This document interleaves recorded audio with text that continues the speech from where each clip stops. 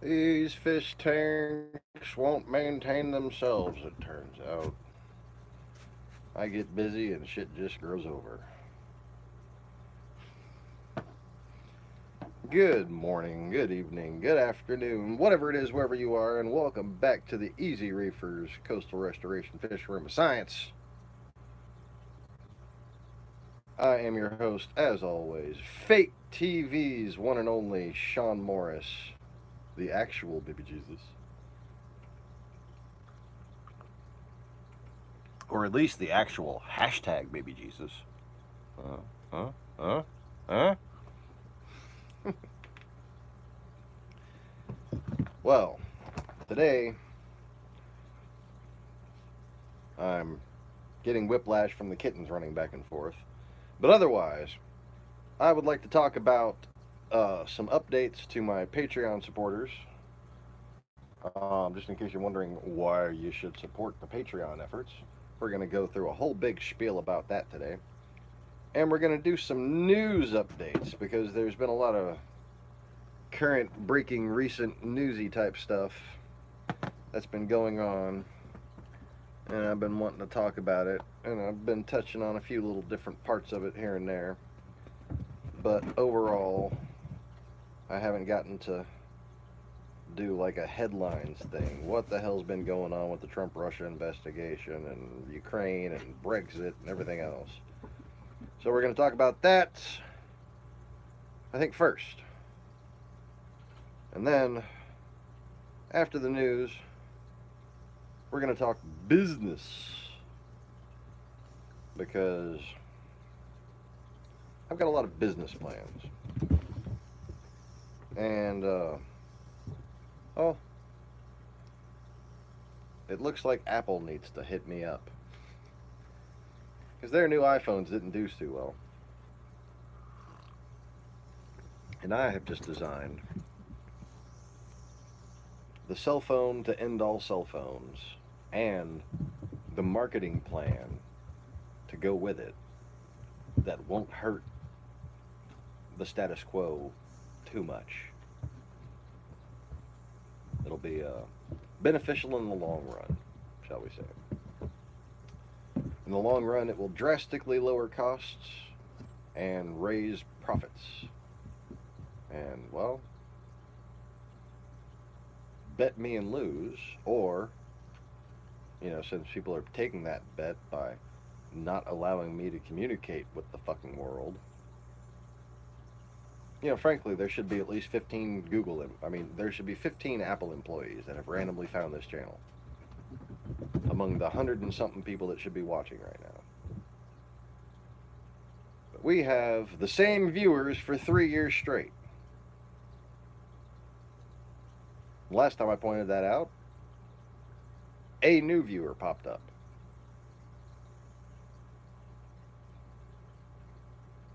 That's fascinating.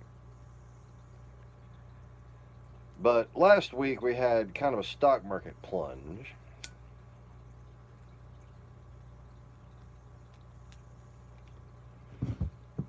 And this week we had exactly what I expected. We had a Monday 120 point rebound, which, if you look at averages after a 600 point downswing, you almost always get the 120 points back up on Monday because people just want to feel good. People just want to try to make it better. They're damn near pretending it's okay. And, what happened last week got topped off Monday by General Motors cutting 15,000 jobs in Massachusetts at 2 plants, I think. These plants apparently made transmissions of the type that are now becoming obsolete.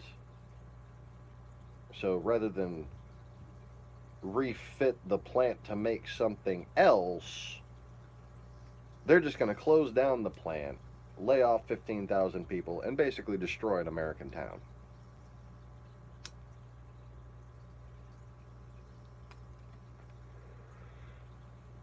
And I would like to give credit to Velshi and Rule for saying what I've been saying for a number of years as part of my all encompassing solutions for mankind to save the world and whatnot. A tax incentive for employers to retrain and refit so as to not cause massive layoffs every time somebody fucking changes their product lineup because they had irresponsible planning to begin with.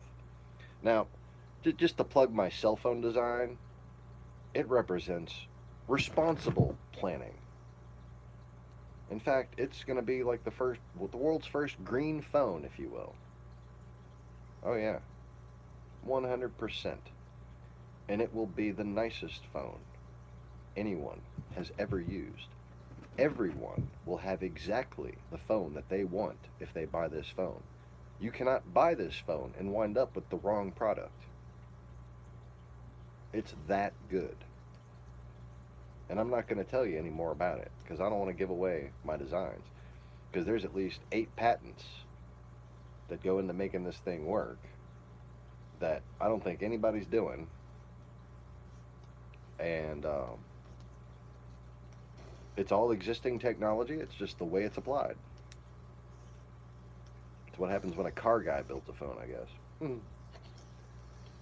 But anyways, we have across the board what I can only refer to as irresponsible business planning. We have irresponsible economic planning as a country. We just don't even really have a macroeconomic strategy anymore at all, really. It's just a fucking free-for-all. And there's no, I'm not saying there should be limitations, but there should be guidance. There should be investigations into what is and isn't proper, what is and isn't long-term productive, as opposed to short-term fixes that basically decimate the economy as a whole. We've been living too long like that.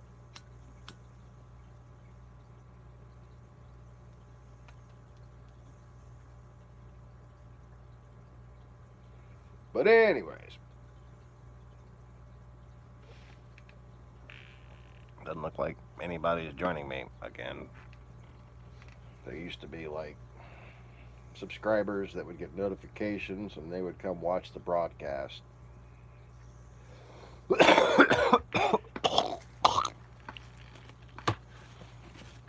Yep. Those who weren't determined by my packing up lungs and my loogie cobbing. Because, at least I don't do the shit on camera.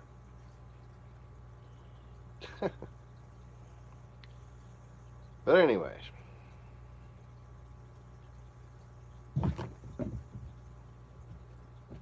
Okay. Kitten just pounced on the other kitten.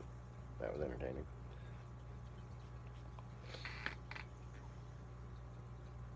Seriously? Nobody? It seems to me that I had what we had? Sean in Ireland, we had Neville in Australia, we had Jose and Carlos and Pedro and yeah. We had of course James, probably one of my longest time subscribers, James. And Joey had a funny idea today. And Rolf in Holland, and Lacey, the cutie pie,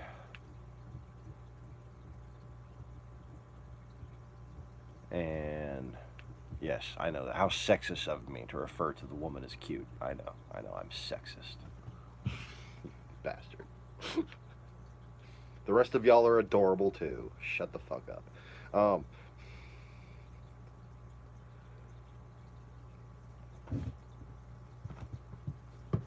I should not be able to name all of my viewers. You know? We got the new fish guy and we got the new river guy, Jordan. Since I, made a big deal about no new people showing up. And I've got a few friends from New Orleans and a couple family members. I know they watch. They'll watch for a little while and then stop watching, and every now and again they'll ask me, what's that channel again? I know you changed it. I can't find the new one.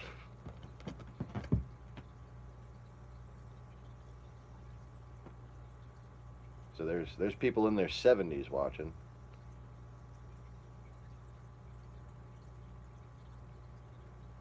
But for some reason,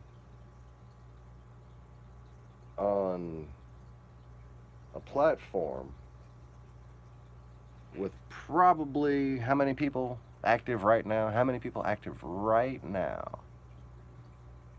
Huh? Just in America.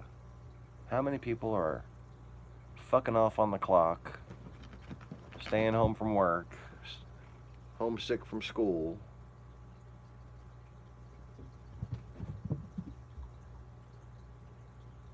Probably about 60 million people. And then maybe 10% of them use YouTube on a regular basis. And then maybe a third of them might be using it at any given time.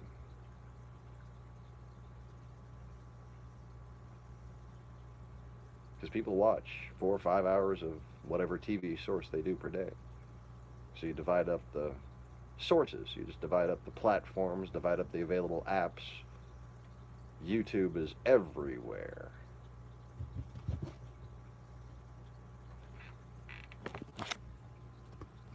But whoever you are, one viewer, it's just you and me. Yep. The most profound and productive, that is, societally productive analysis, news, information can be found on this channel. And what I mean to say is, you get a lot of people squeezing their fucking head acting like they know what they're talking about. Okay? And not only do I not repeat Russian propaganda, which, is more than you can say for just about every YouTube fucking channel there is, and most major news networks. Oh, y'all have caught yourselves. Y'all have caught yourselves. Don't act like you haven't.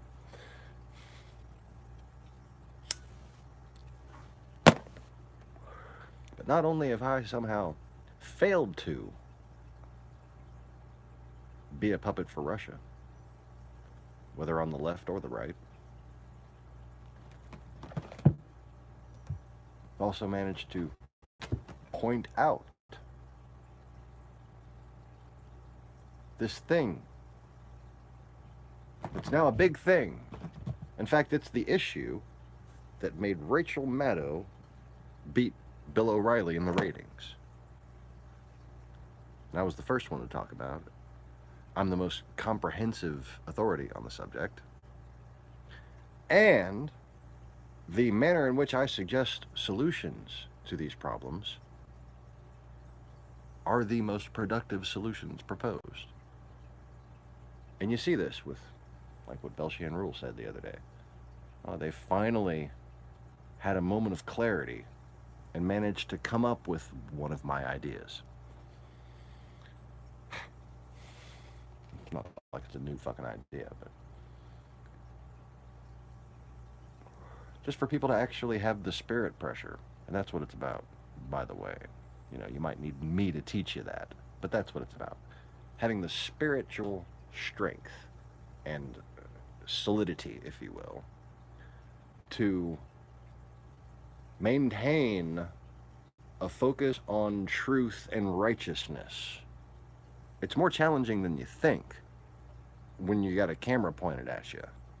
Just like it's more challenging than you think with a peer pressure type situation. Relic Turtle, the new fish person.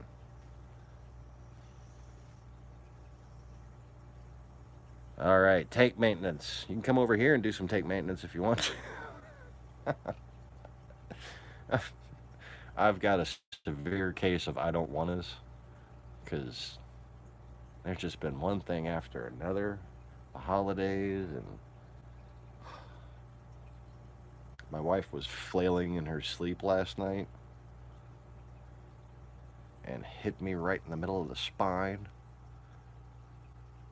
So I'm just like, eh. Oh, and today, well, before I get into any more international news, today I had some live action news unfolding outside my fucking house here. Oh yeah, I tried to pick a fight with another pickup truck. And won. Dude, you thought I was going to say I lost, didn't you? I was bragging to the bus drivers, making them laugh their asses off. See,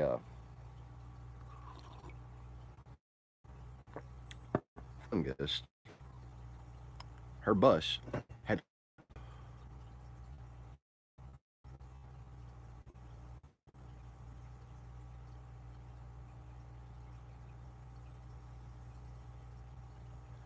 apparently some California.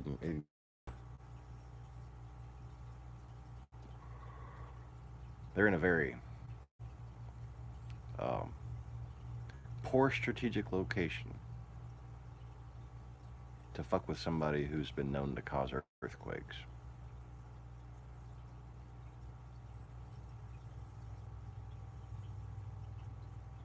You know, most of them commute. Most have night. Yep. That's a nice little places, like a little commute started for them. They just can't get enough of those fires.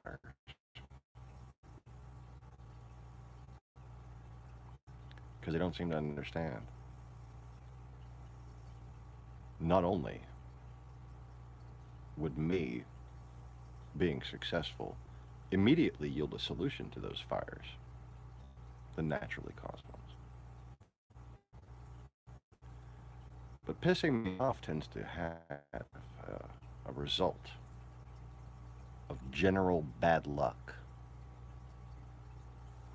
You see, before I had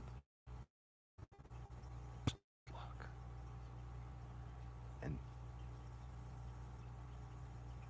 I'm talking a level of bad luck that would have broken anyone of faith several times a year. Okay? That was my luck. And one of the little shadows of a thought that I had that helped me get through it was one day I'm going to need to invert all that energy and decide who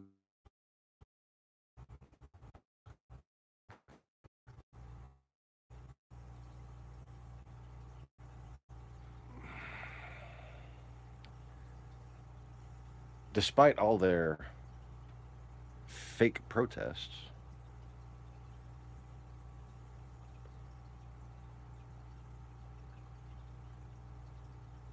there's a long time viewer I forgot to plug earlier.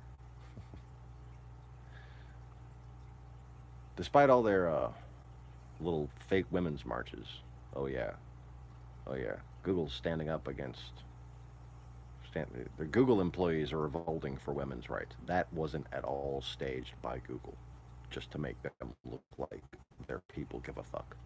Oh, of course not. God. It was the most generic, manufactured bullshit I ever fucking saw.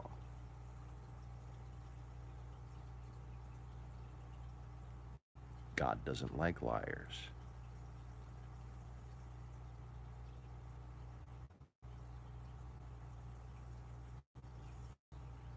Alright, if the most powerful fucking technology platform on earth doesn't mind, I'd like to do a little 720 stream.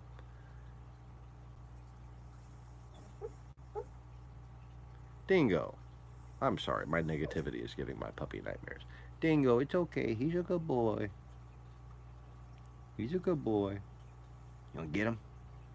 Get him, Dingo. Get him, Dingo. Come on, let's get him. Come on. Come on. Let's get him. Grrr. Get him. Good boy. Get him. Good boy.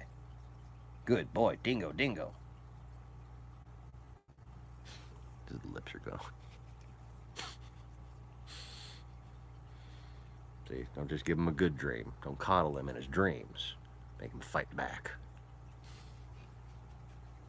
Because I do nothing but coddle him when he's awake. The only time he gets to be tough is when he's dreaming. And, yeah. Speaking of being tough, I was being tough earlier today. I was being a tough guy. Yeah. What?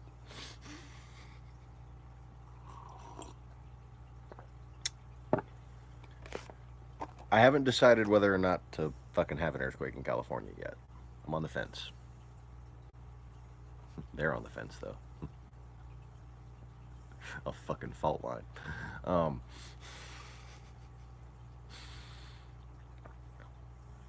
So I'll just get back to my story. And maybe if I can actually tell the story without being interrupted.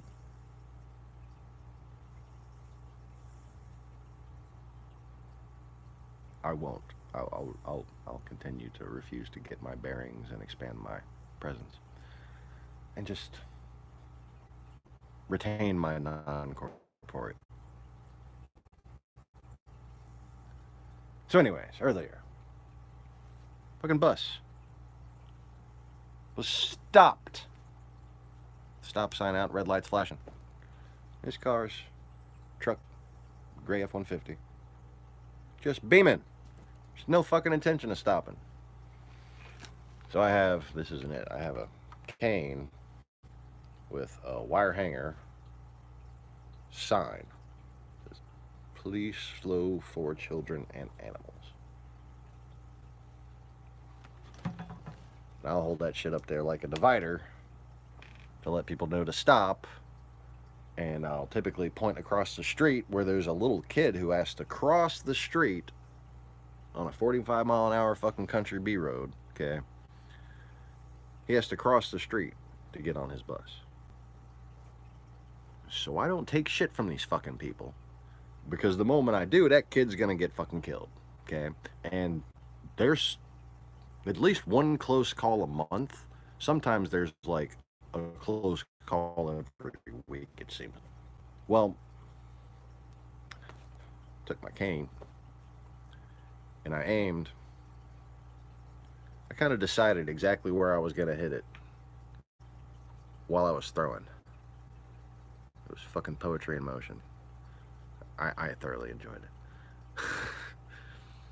I got that motherfucker square on the rear quarter panel right in front of the tail light. The cane, I call it my harpoon for a reason. It flew perfectly. I'm so proud of my cane. It didn't fall apart, anything. It fucking hit a truck going fucking, oh, I let it perfectly. Just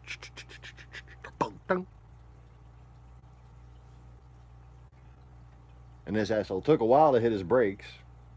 I'm like, I was wearing my fucking leather biker jacket. I wasn't in the mood to take shit from nobody. I was cold and grumpy.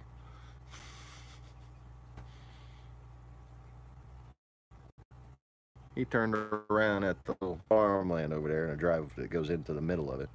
He turned his truck around. I waited for traffic to clear so he could come by. He didn't fucking come. I figured this asshole, really? He's not gonna come try to fight me for fucking up his truck. I just fucked up his truck, okay? He don't have the balls to come have words with me. Because he knows I'm protecting a little fucking kid. Just as he's turned around, that little fucking kid's getting on the bus, crossing the street. I'm like,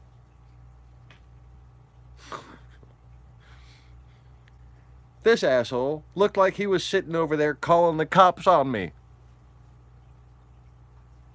Now, the kid I was getting on the bus is actually my neighbor's kids. I go out there and get the fucking neighbor's kids on the bus because somebody's got to keep order around here. Well, her driver was just kind of like looking at me like I was sexually intimidating, but you know, younger black girl, right? And I told her, go ahead and call that in. And she's like, well, yes, sir. And she kind of giggled, right?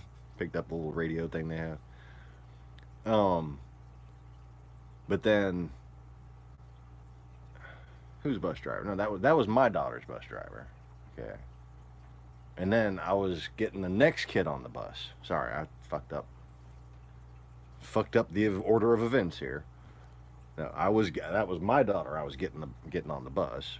And then when I was out there later, I told the next bus driver about it. This guy had already fucking left. He'd called the cops and was waiting there for a good little hot minute. And his ass left.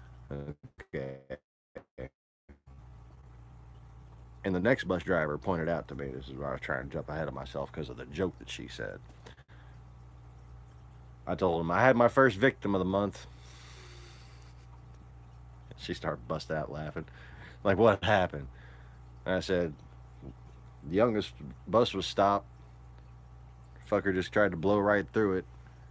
I got him dead in the rear quarter panel right in front of the tail light. And she's like, they ought to know by now. They ought to know. And I said, and he went down there and pulled over and called the cops on me.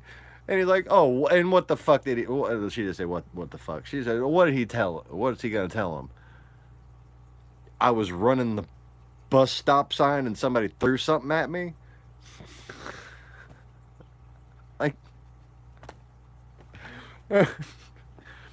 I was endangering the lives of children and one of the parents had a problem with it. Can you come take my problems on for me? Yeah.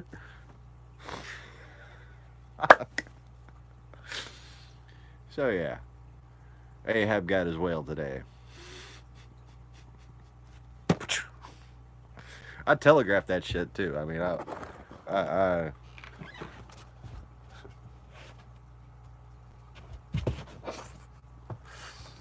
just like, wait, hold up, I didn't get the camera right. Let them know I'm coming. I'm halfway in the other lane. I mean, the bus is stopped right there. I'm in front of the bus. Boom. Point blank. Like, all you had to do was stop. As per required by law. But you know me, I was, just in case, I was sitting there getting ready to tell the cops what I was going to tell them. Okay. Almost once a week, the kid across the street almost dies from that asshole and 5 others just like him. Okay? Y'all haven't been out here for 3 months. They've been down the road that way. I don't know, they might have been down the road that way. I ain't heard shit from that way. All school year long. All school year long, these fucking assholes have been getting crazier and crazier. And it's just been me with my little fucking sign.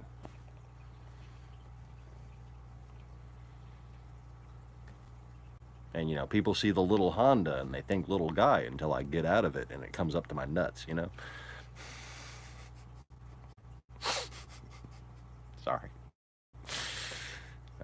the funniest way I could put that. I did not filter that for, you know,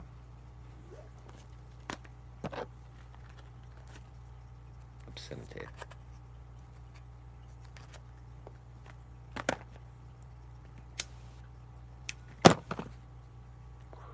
So anyways, I had the news loaded on the scroll, but now I have to do it from memory.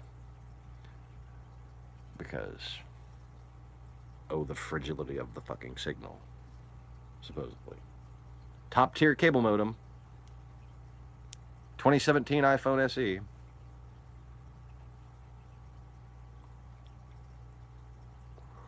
Which, let me just say this, YouTube purposely made a shitty app for the iPhone. That's corporate warfare right there.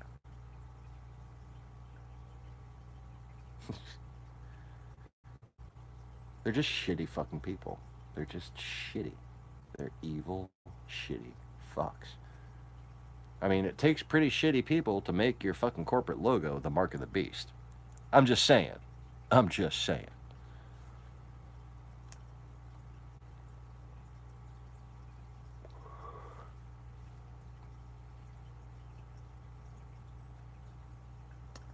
But their day will come, once they've outlived their usefulness. Not a day later, not a day sooner.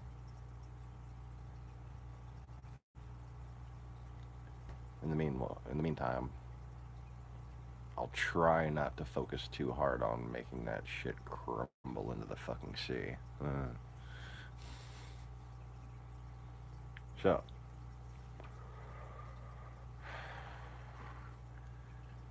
try to think of what Joey said. He made a funny point. Pelosi, Speaker of the House, and the entire White House basically gets impeached and goes to jail, including Mike Pence, Trump and Pence. Guess who becomes president?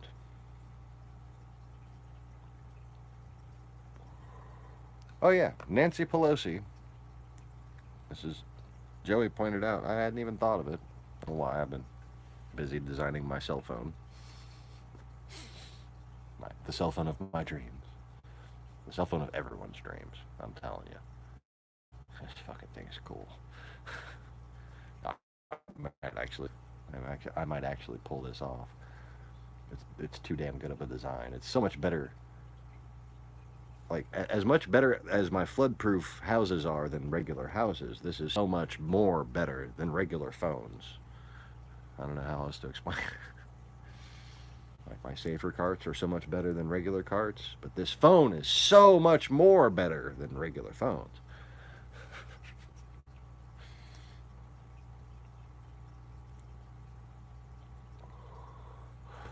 My Acura prototype that they built.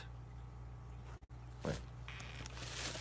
Let's go back to the sketchbook and see the original version and compare to the one that they actually built right after. Oh wait, oh, there it is. I saw the clownfish car. Right after we take a look at the clownfish car. Clownfish car. Okay. All done with the clownfish car. Moving on. But I had sent this to HPD, to my good buddy Ryan Eversley, to my good old friend Peter Cunningham,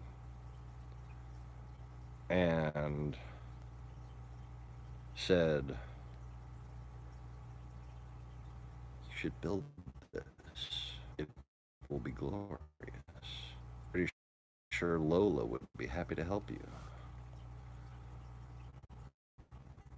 Or, you know, one of those chassis manufacturers for cars. Now, has two distinct anomalous features that make it completely different from any prototype ever built. They are a pair of front spoilers, one of which is a no-brainer addition. Okay, and that's what I told them. You know, I told them exactly what I had in mind here. And the other is a pillar-like valence. Okay, and I wasn't really sure about its aerodynamic properties because nothing like it exists, not on any type of vehicle. They didn't use that part, the overall look, and they used the front spoiler.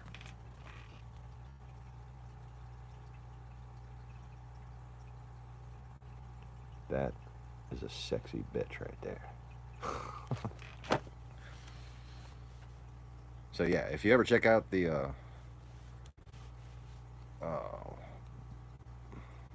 is it World Challenge? I'm not sure. I think it's Pirelli still. Um, World Challenge prototype class, formerly American Le Mans Series, and IMSA. They're gonna have these Acuras running with their beautiful fucking front spoilers. Just like obnoxious. Like, and it looks more like a car too. Okay, with the front spoiler, instead of looking like a fucking formula car in the front, it actually has what looks kind of like an NSX front end. You know. Anyways, what they didn't build, what I still think they should build, is an Integra front-wheel drive car. A 5 prototype Le Mans car. And the reason why I drew this is because Nissan built one. Nissan, okay? Who are the masters of front-wheel drive? Honda. What the fuck is Nissan building the front-wheel drive Le Mans prototype? Nissan should not be doing this. It should be Honda. So I gave them a design and said, you should do this. You can't let Nissan just be the only ones that did it. You should have been the one that did it. But they didn't do it. But yeah.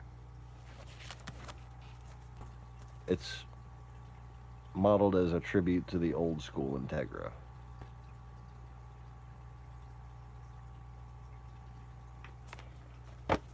Anyways.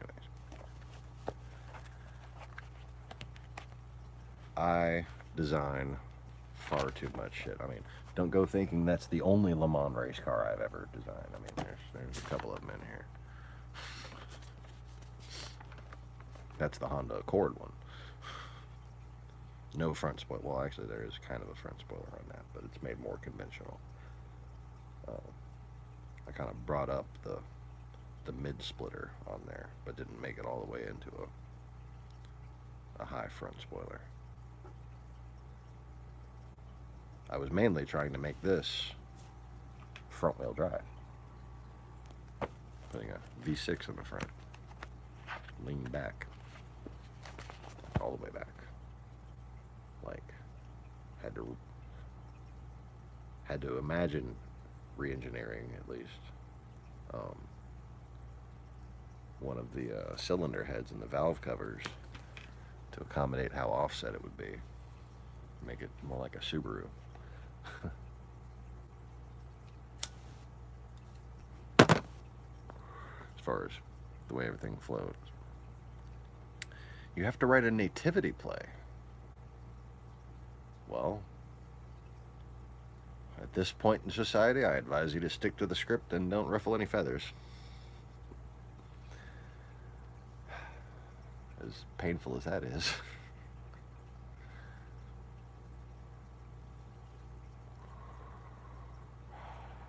Oh, and speaking of the screen name you're using, Emily, have you seen the new Bleach mangas? Like, did you catch up like I had suggested? They're pretty fucking cool. It makes watching the old animes more interesting. 'Cause man,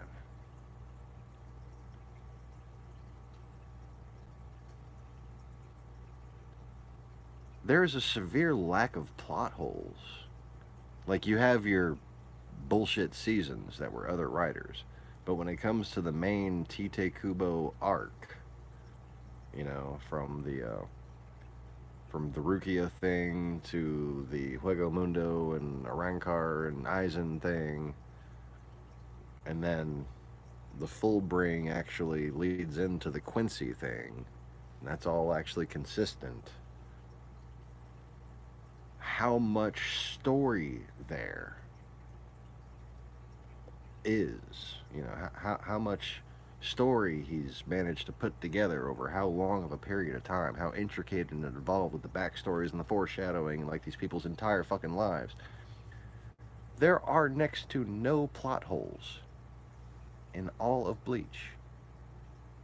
Like, I see people trying to find them and they're just not understanding really. And anything that could be said to be a plot hole, there's just not a plot hole. And it's like, you wonder how much of the story they actually had thought of in advance. Because some of the shit, it kind of seems like they changed it later, but they changed it within parameters that what was said about it still kind of makes sense. Like what I was saying, it's subject to interpretation. Anyways, I don't think I'll ever stop watching Bleach. It's just like my default thing to relax to. When I don't want to pay attention to anything, when I just want to go to sleep, just want to rest my back, I just put on Bleach. I can damn near quote it while I'm watching it at this point.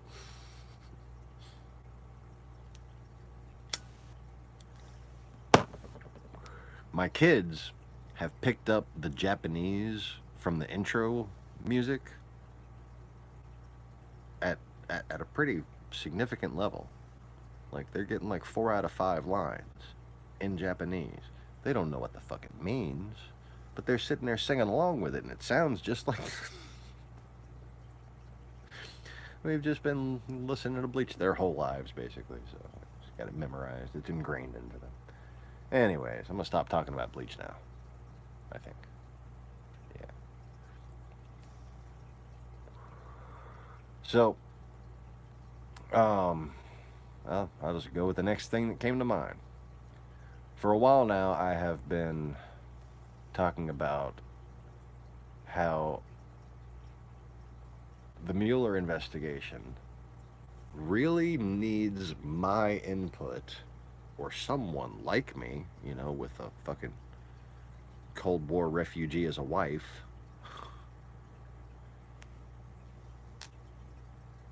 Someone who's been brought up in Southern conservatism with a level of scientific skepticism, who knows what the fuck has been going on.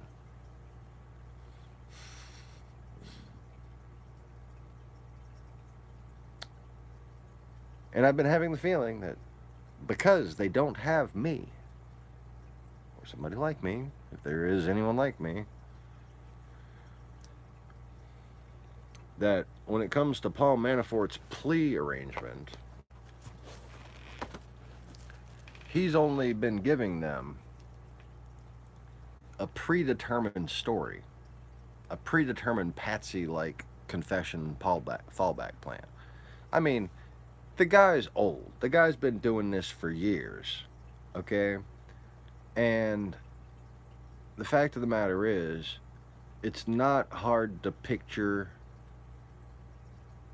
him planning on going to jail, okay?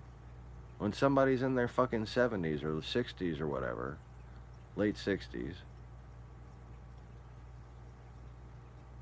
and they got to pull off some big shit, and they're talking about having money hidden by mafia fucking people for their family. This is what you got to do.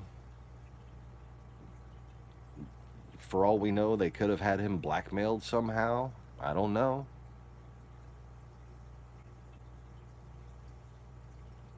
But you've got two possible scenarios. Either you go to jail for a couple years until you're fucking gonna die anyways, okay? Or we fake your death. That's always a possibility, too. 3, no one expects a Systematic Inquisition. So 3 possibilities. He dies, he fakes his death, or he gets pardoned. Okay? With a pardon looming, with a likely pardon looming, we're talking about the fucking Russian intelligence services. You don't think they plan this shit out? They think in much longer terms of strategy than anybody in the West does, especially Americans.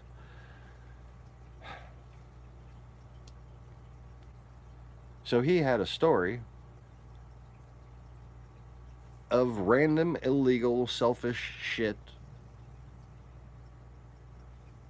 and some suspicious, connected, treasonous shit. Okay? But that only led to significant places in a way that was designed to satisfy the investigators, not to actually lead them to the real fucking case. Okay? It's a diversion, if you will. Alright? Oh, I see. She's put some bioluminescent algae on a barnacle as a diversion. You can't run from me! Okay. Alright.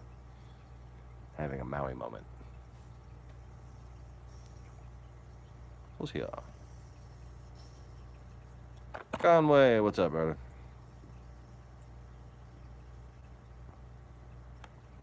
Mr. College, Mr. Fancy. I do miss college and I don't miss college. I do miss college because it was fucking college. But I don't miss college because stepmom. I fucking go to college with the bitch my dad left my mom for. What the fuck was that? Remember I was saying about bad luck? Just work that into your fucking mind. I had a 4-bedroom house in Metairie, Louisiana on David Drive. 1604, in case you want to Google it. I had $2,689 in taxes to pay on that house. And it would be all mine.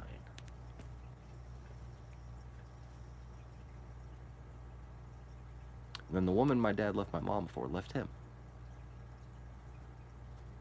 My dad called me up. He said he was so sorry. He's so sorry.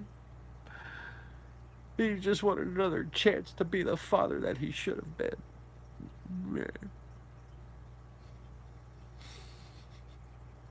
I hope he's watching this. I hope he watches this and gets a good laugh out of it. And he said, I'll put you through any college you want to go to. And I'll pay off your tax lien on your property. I'll fix up your car for you. Blah, blah, blah, blah, blah.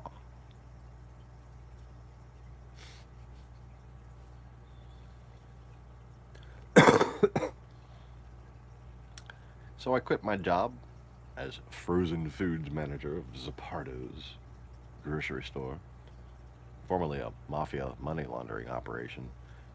Cool old fucking Italian guys work there. It's fucking great. Like old Italian guys with black suspenders and fucking gloves. Hey, how you doing? Like, oh, it's fucking great.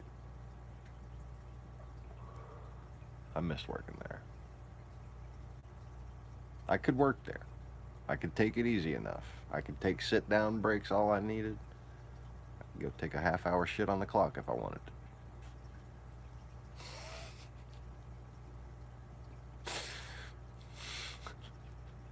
And those were good times. You know, I gotta think. That was before smartphones came out. I bet you that's gotta be a real bad problem for management these days. People just taking shits for fucking half an hour with their smartphones. Just back there on Facebook. Plop. Plop, plop, scroll, scroll.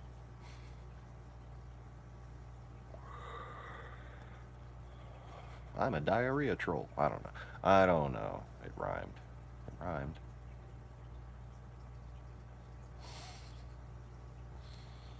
But anyways.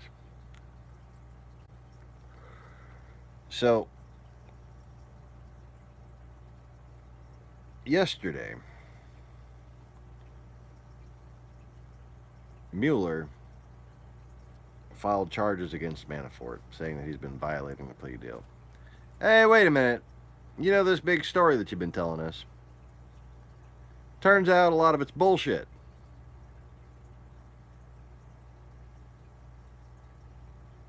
We're the FBI, so that's illegal.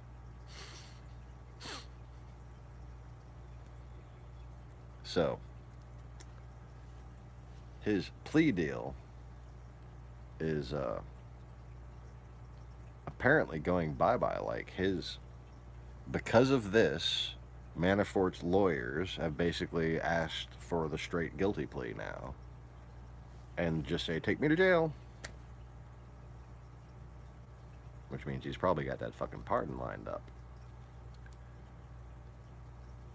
So, these other charges are absolutely necessary because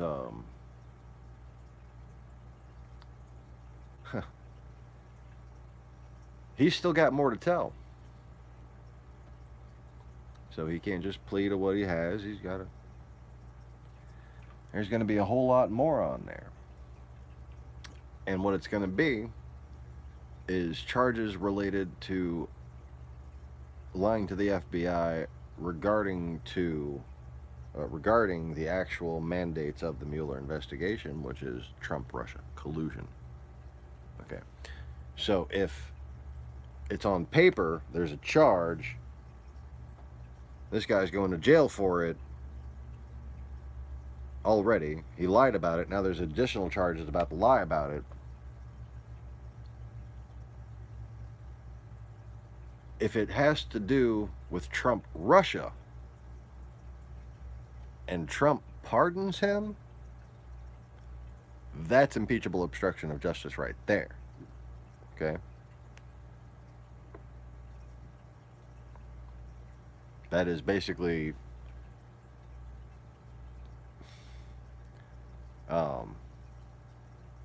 blatant covering of your own ass, you know.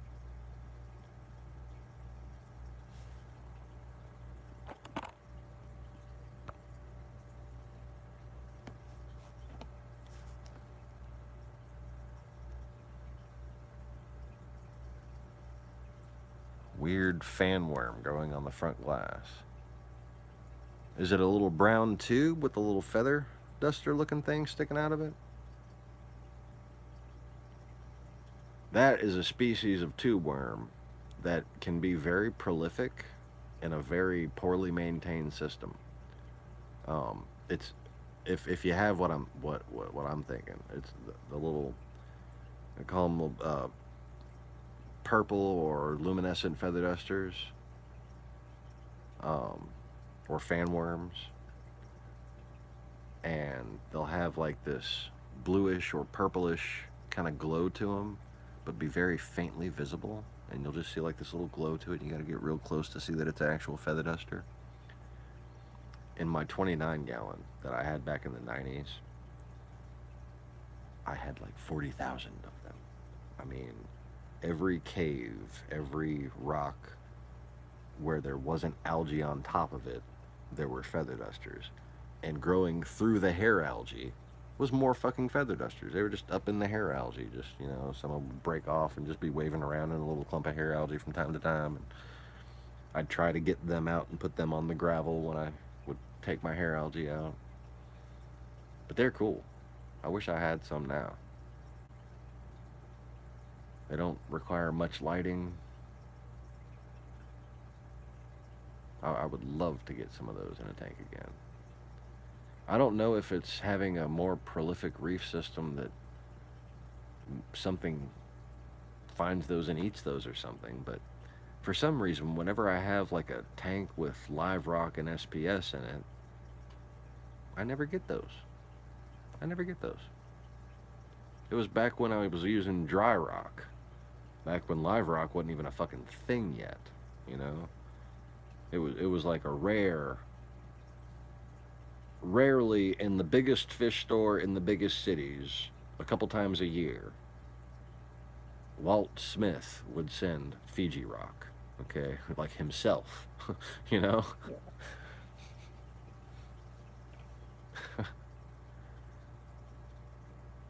And it was not cheap.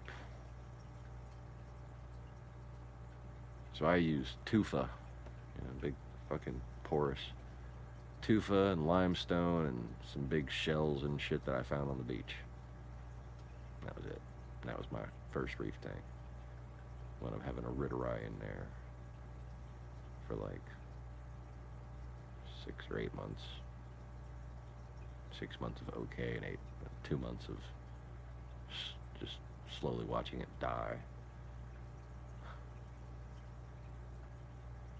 Never had to watch an anemone die that slowly.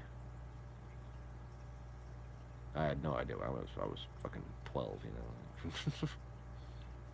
know. And nobody really back then, even big systems, nobody could really keep a ritterai alive.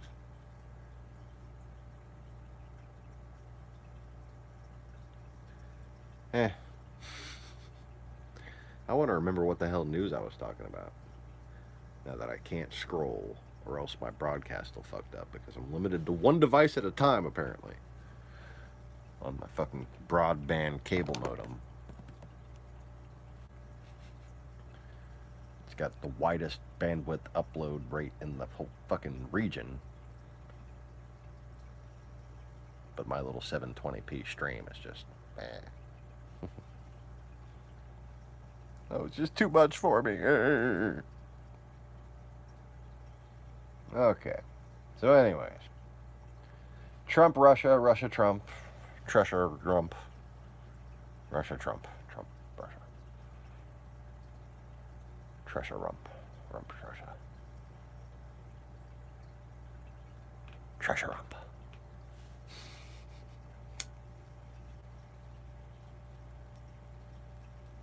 And that's the news. No. Okay. So Manafort.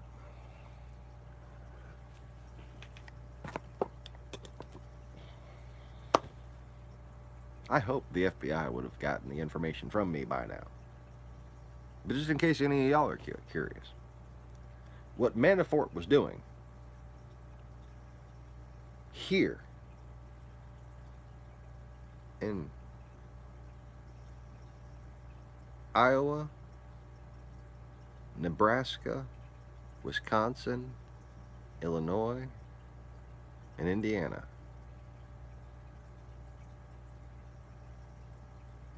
And a little bit Minnesota too.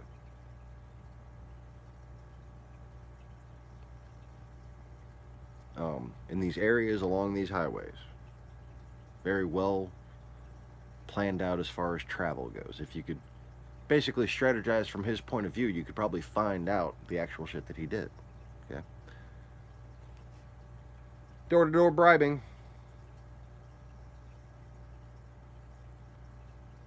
He went down there, handed out big fucking bags of money to people who would go and distribute it.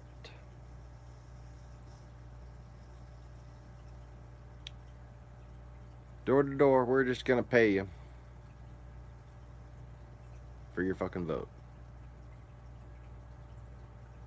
But more than that, he was a bag man for fake supporters. Okay.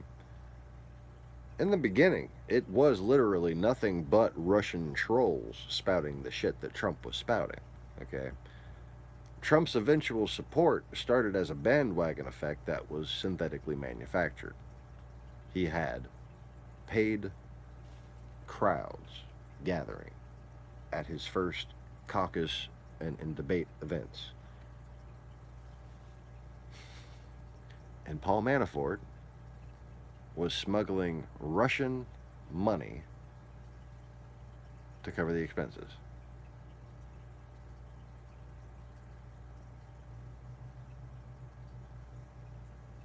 Now, that money doesn't just include going door to door to every fucking Republican, registered Republican, and paying them. We're just going to give you $100 because we want you to vote.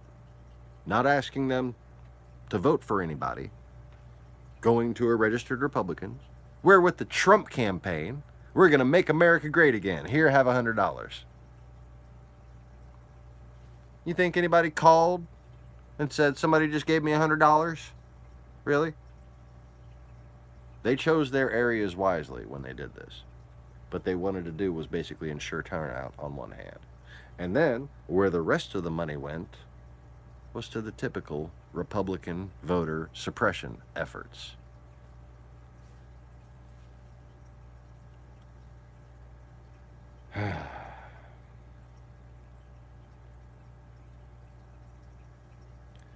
Every neo-Nazi in this country has been waiting for Trump to run for president since 1990. Every neo-Nazi in this country knew about this plan. Everyone. Once a black guy gets elected, we're going to Russia. And I asked the question, well, you can't be a Russian and be a president of America, so who's going? Well, we got Trump.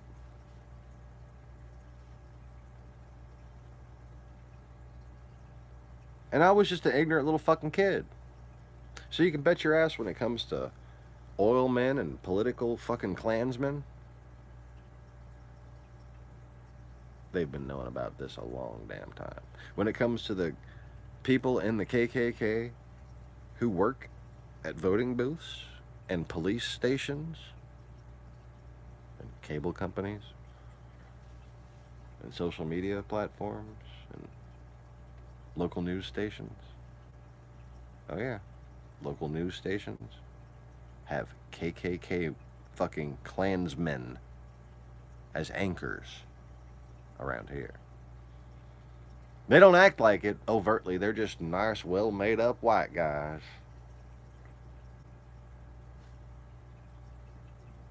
But I can tell the bandwagon they're trolling with, okay?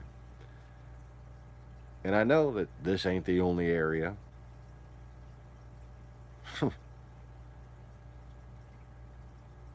And I know it's not just the South. Oh yeah, racist only exists in the South.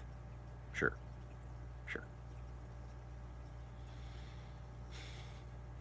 And just like, because I'm a white guy in the South, I must be racist, right? Yeah, sure. I see a picture of my Creole grandma.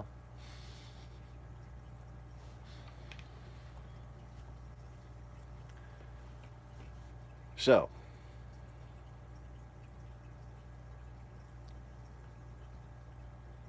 Mueller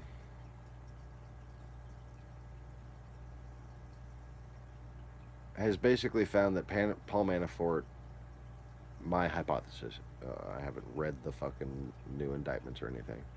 I'm waiting for a more detailed report on it. But I'm going to go ahead and just say what's going to be in it because, you know, I'm usually right anyways. He has found out that basically, well, where Manafort told him where the money was going doesn't fucking add up. Okay, well, you told us all this money was going here, here, and here. Turns out you still had a whole bunch more money and it's not there anymore, so where did it go to? And then they're gonna fucking find out.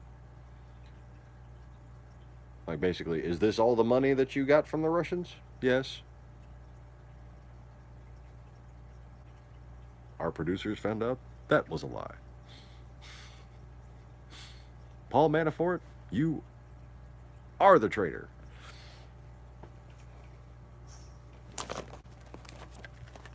These fucking cigarettes are like water, man. They didn't have my cigarettes. Oh boy, low battery mode.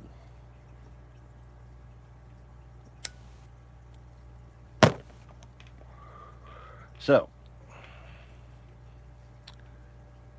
should have talked to Conway about Brexit, see if he could just kind of clarify up what the hell the new changes are.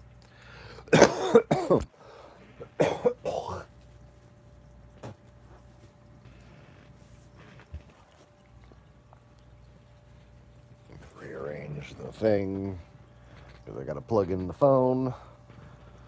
Oh, and stretch. Fuck. So,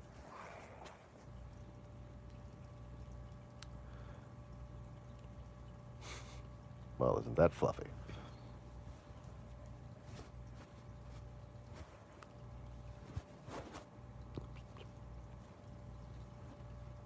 Okay.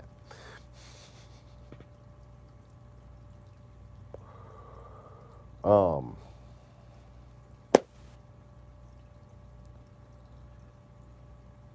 Theresa May has apparently managed to come up with some sort of a compromise Brexit deal, and I'm interested to see how it fares for the Irish border. So if Conway could just comment on one of the recent videos about that, that'd be very much appreciated. But as far as I see it, the compromise is more favorable to what the EU wants. You know, like it's an actual compromise, even to where the hardline Brexitists or whatever are a little bit pissed about it. You know, if everybody's a little bit pissed about it, chances are it's a good compromise. But I don't know the details yet. But apparently the EU Parliament likes it, and the Lib Dems like it. So,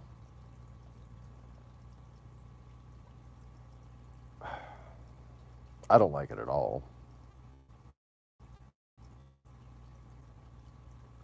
I think, Europe should, as a whole, recognize the need for preserving its own culture and stop letting fucking people from other cultures overrun it. That's just my opinion. Last I checked, those people had plenty of fucking land to be in. They didn't notice that it was a bunch of desert and they all had 15 fucking kids. And now it's Europe's problem? No. There's a deeper thing happening here. That because we're not allowed to even talk about it, we're definitely not allowed to bring this up. The fact of the matter is, you had Soviet propagandists,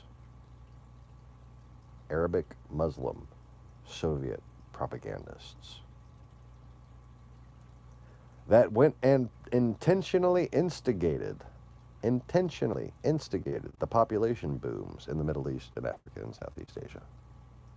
Oh, yeah. And it's not something without historical precedent. It's not a crazy idea. It's not a conspiracy theory. It's a strategy that has been used by multiple imperial states throughout the course of several thousand years.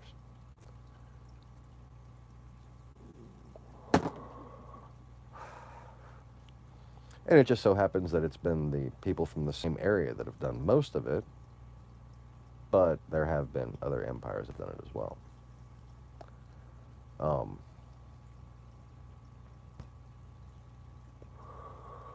In some ways, the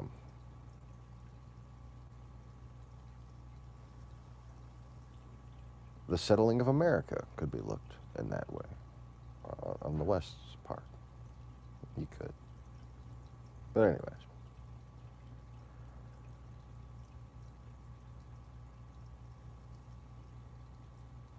A few days ago, there was a sandstorm in northwest China.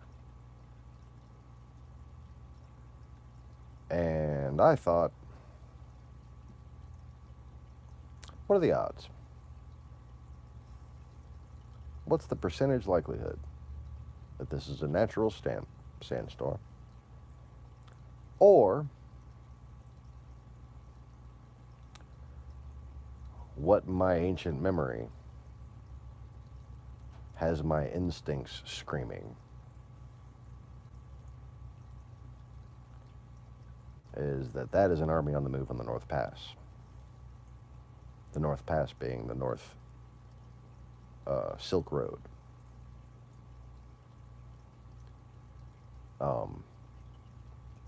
The particular part of the road is the part that I said that back in my day, you knew better than to go.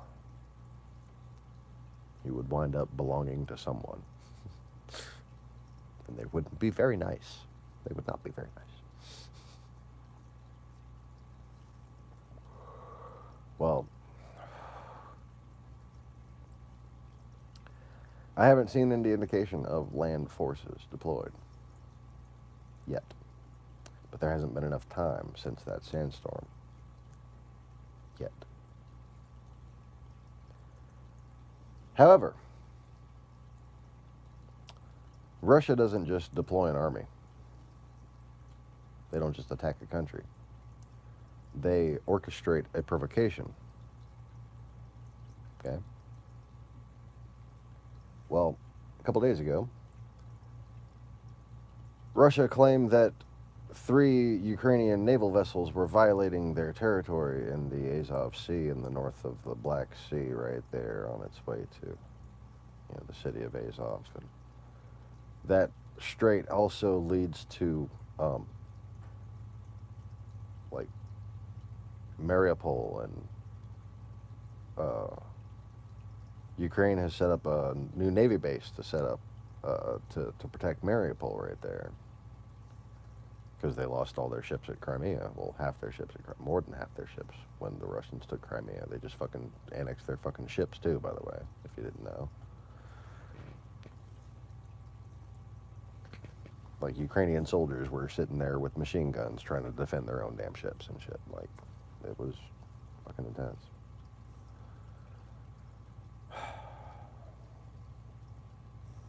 Some of them made it out.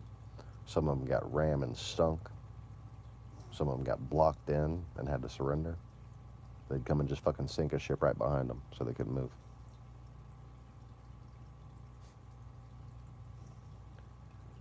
And man, go listen to the audio of these naval officers in the Russian Navy.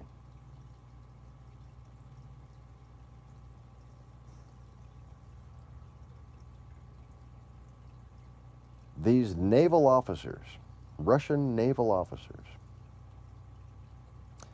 the way they talk is fucking deplorable. Their attitude, their souls are just dark and fucking twisted. And these are their officers. These are fucking the people.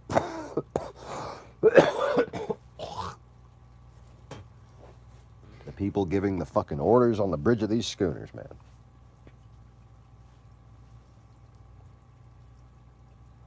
Fuck it, ram the fucker.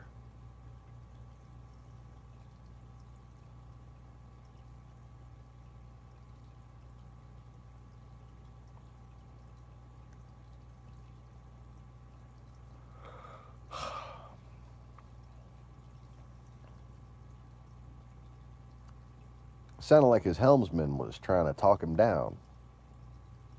Then he's just, I don't give a shit. Fucking ram him. Hard to port.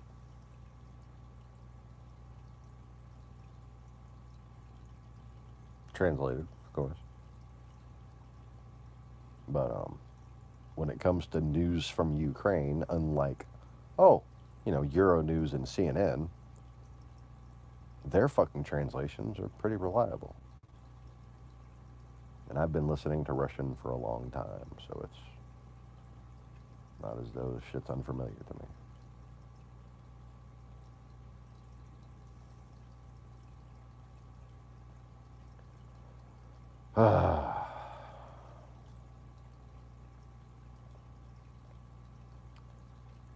So, they seized these 3 Ukrainian ships after firing on one and ramming another. And they're claiming that Ukraine was purposely provoking them.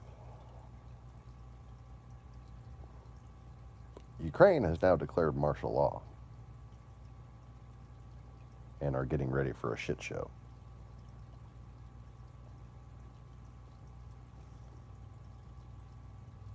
So I'm thinking that sandstorm is not really a sandstorm, or wasn't really a sandstorm. That's what happens when you move a fucking big-ass army over a desert.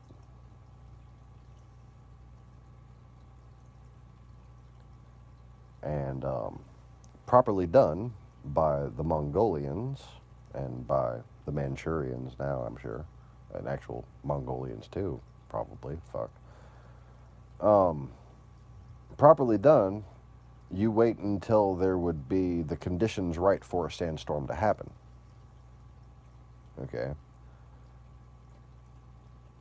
And you essentially try to mask at least the initial onset of your deployment, the gathering and then the initial direction of the deployment with the sandstorm. It's perfect fucking smokescreen. And if you're traveling with the wind, it travels with you, and it just fucking blankets everything that you're about to go, you know, either conquer or, in this case, just travel through, because they got about a 16-day ride ahead of them. Or drive, barrels of wine.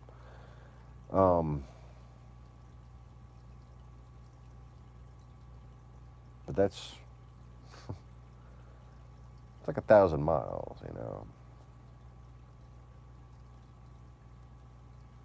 So it's probably going to be tomorrow or sometime later this week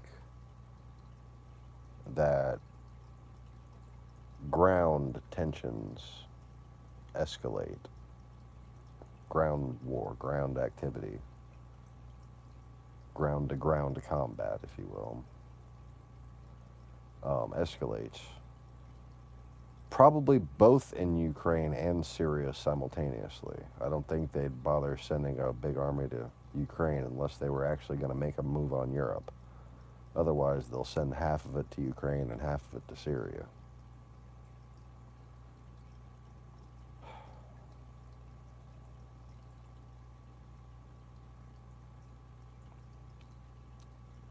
So what you keep an eye out for right now is additional setups, additional provocations, additional little political fights picked with Merkel and Chirac.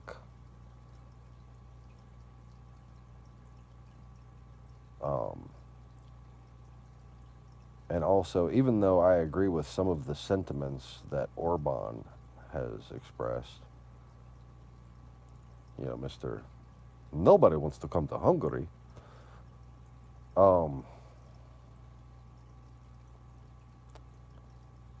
He could very quickly stab Europe in the back. And he could stick that knife in pretty fucking deep.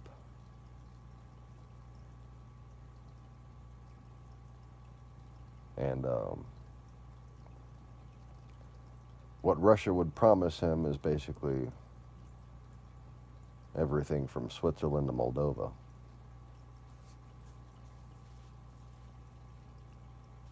And he's the type to take it.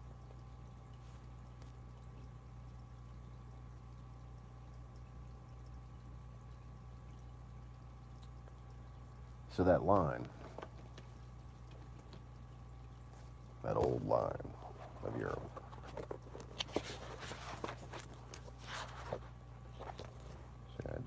I don't have my fancy graphics studio, but I thought I just drew a map.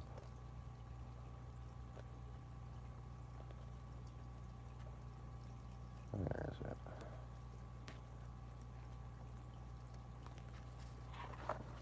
I haven't had a whole lot of luck flipping through my notebook today.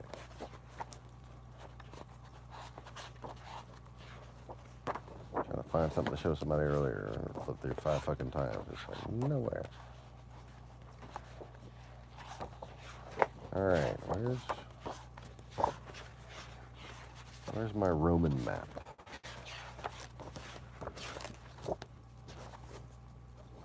Drew a map by memory showing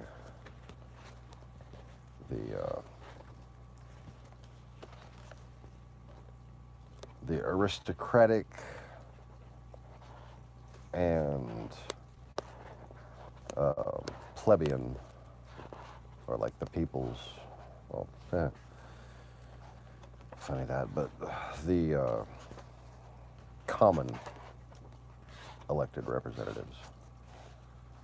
So there were two sides of the Roman Senate, basically. Instead of having a House of Lords and a House of Commons, if you will. Basically, the Lords were the Republicans and the Commons were the Democrats, kind of. Only most of the soldiers were commoners.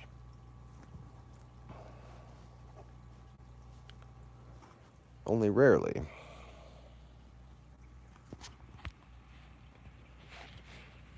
did you have an aristocrat become a soldier, or a successful one, anyways. Oh, they were allowed to command armies, logistically, bookkeeping and whatnot, but when it came to field command, they weren't worth a fuck. So the orange dots represent senatorial seats in Rome, just by memory and estimation, that were from non-aristocratic origin. The blue spots are the places of aristocratic origin, as the contested kingdoms. The kingdoms whose alliances would shift between Germanic, basically, or Viking, or whatever you want to call them, and the old empire, Magdalenia, or as you know it, Rome. Now you can see you have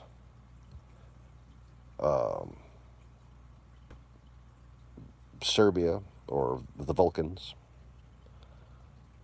And basically, if you want to think of the Vulcans as like being Gene Roddenberry's musing of the old elfish, what neo-Nazis referred to as the old High Germans, this, here, and here is where they live. It's Bavaria, Prussia, Serbia, and Western Thrace.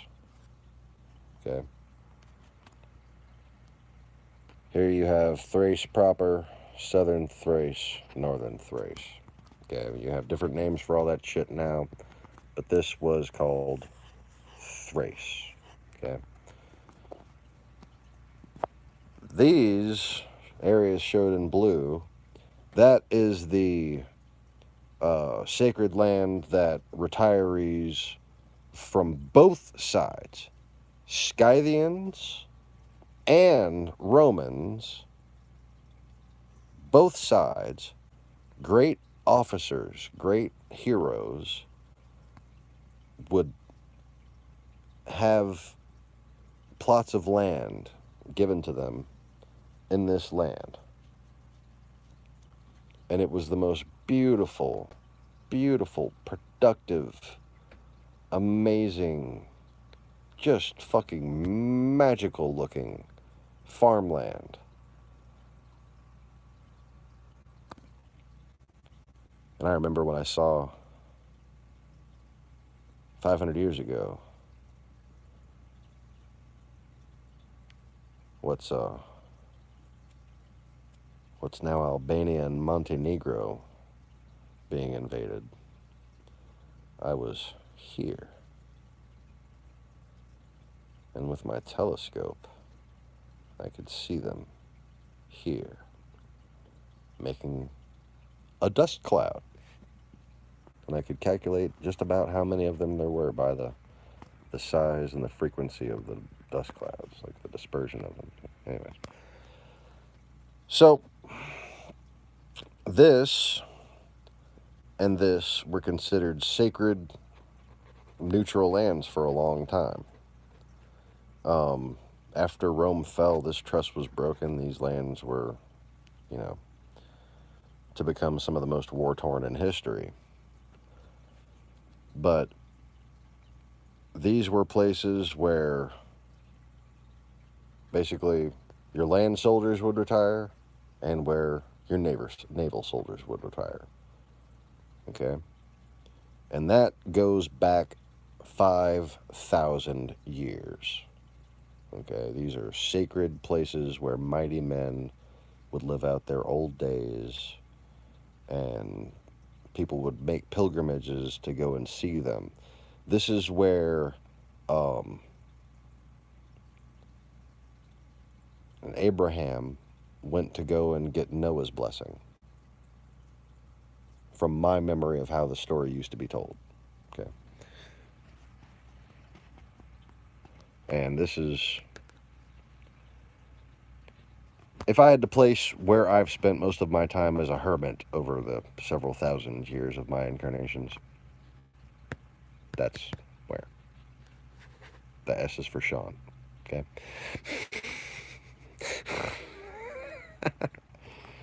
Anyways,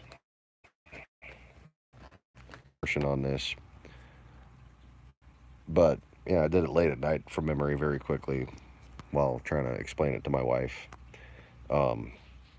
What exactly a Kaiser was. What is a Caesar to begin with? Okay, like you watch the movie Gladiator. You know that porno where the guy turns a lesbian straight? You know, Gladiator? No, wait. No, I mean the Roman movie with the centurion, with the gladiators. Sorry. I was thinking of something different for a second there. Something imaginary and just a joke, but still. These are the jokes, folks. These are the jokes. Well, this fucking movie.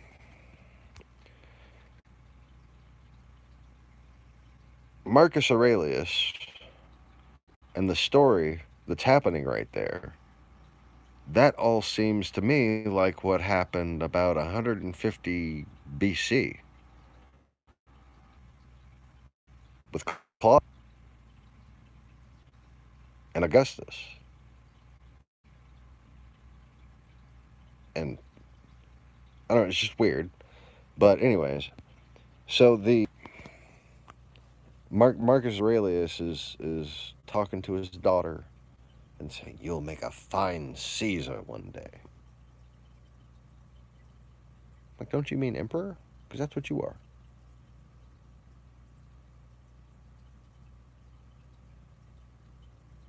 People don't even know what a Caesar is. That's profound.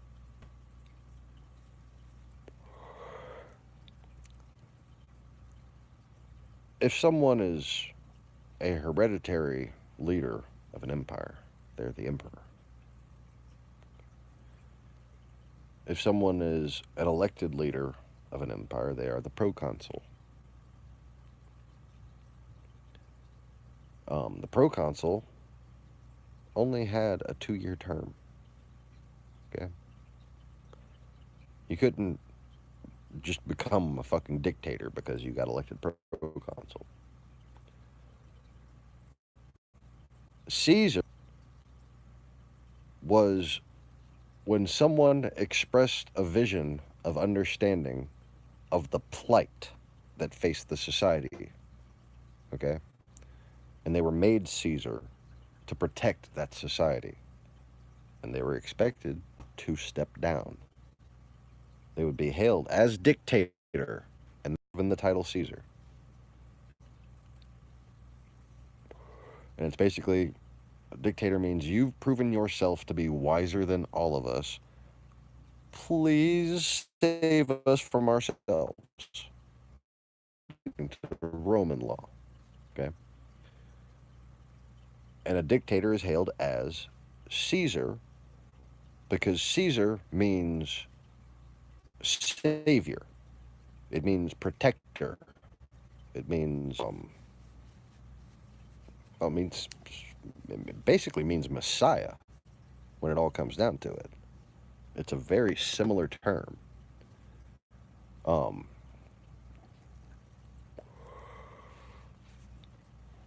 but you have to recognize the existence of the oppressor, the conquering empire of Scythia. Okay, you just talked about Rome, and Rome is just big all. No, Rome was the little fucking corner of the world, little tiny corner of the world.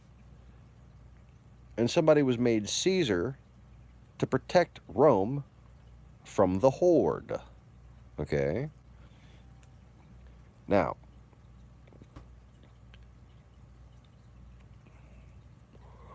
not just every proconsul was made. They had fucking proconsul after proconsul after proconsul.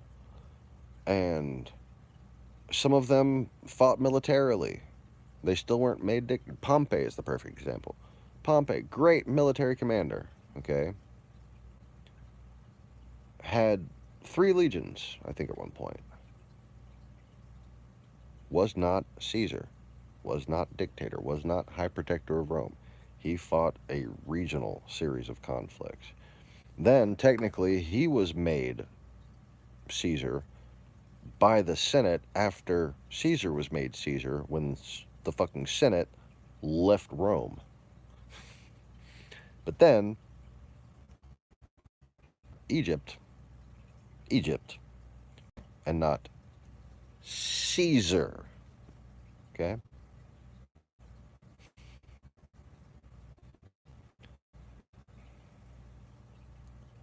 Now, when I was talking about how the aristocrats,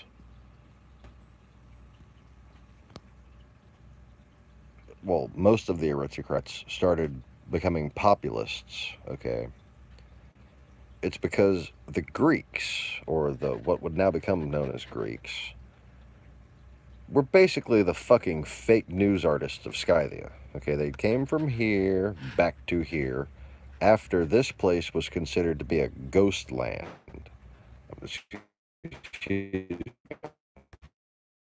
Greece.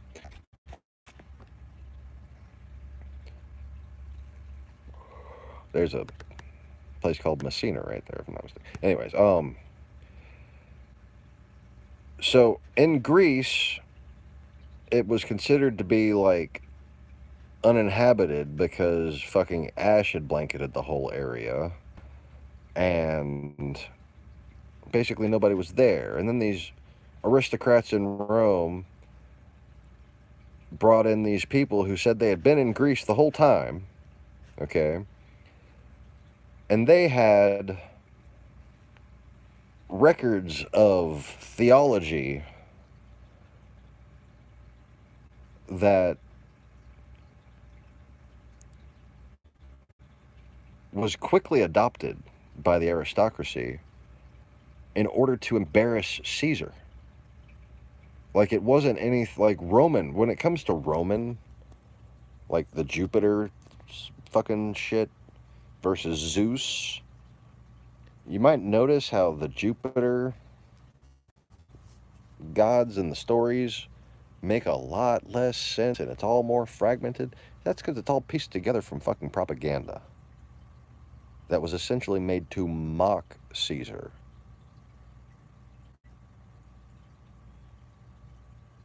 You think he walked around saying he was the son of Jupiter? I'm the son of Venus and Jupiter.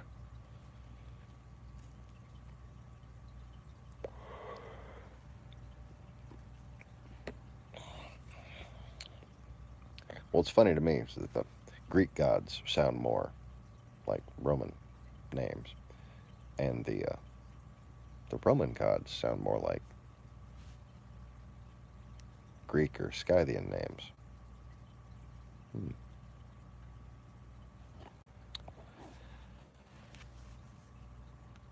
Anyways,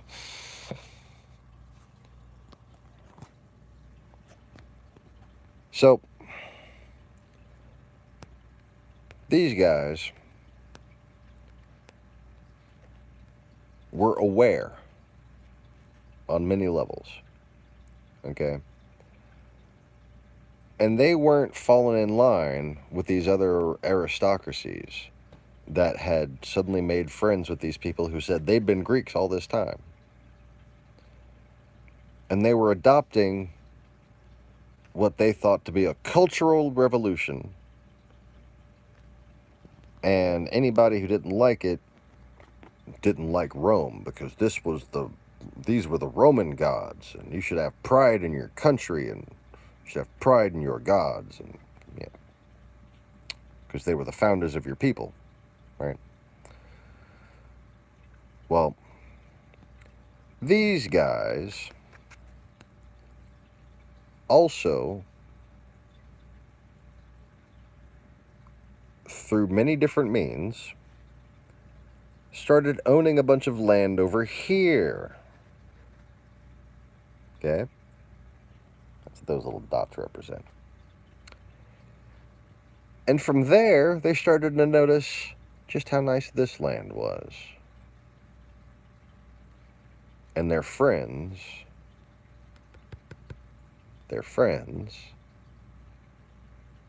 said, we can help. And they'd already given them a lot of advice, which helped them weaken the very idea of a Caesar. So when Caesar came, they knew just how to deal with him. They would say, the people want this. We represent the people. You soldiers spend too long a time away from home. You're barbarians. War has done things to you. You're not to be trusted. You'd fight for anyone who paid you enough. Oh, well, they'd make a big deal about paying the army. Fucking bastards. All because they wanted this land. They wanted all of this, too. They wanted this. They wanted these little ports we had over there, ancient ports.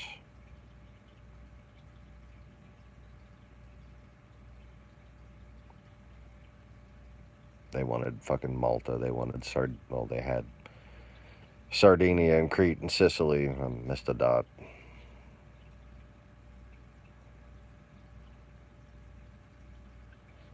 But they wanted paradise. They wanted the most fertile land on earth.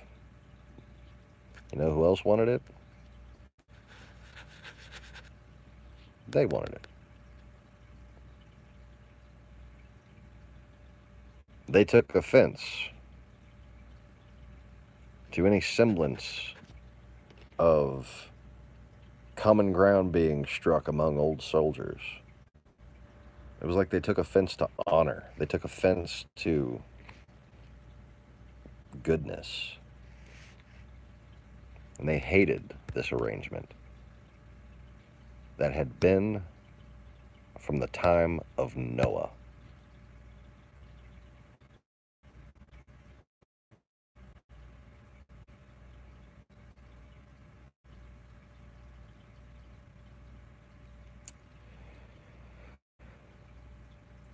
When Alexander conquered them, this was the only land that was left that was still sacred. And this was like a no man's land for armies. Okay?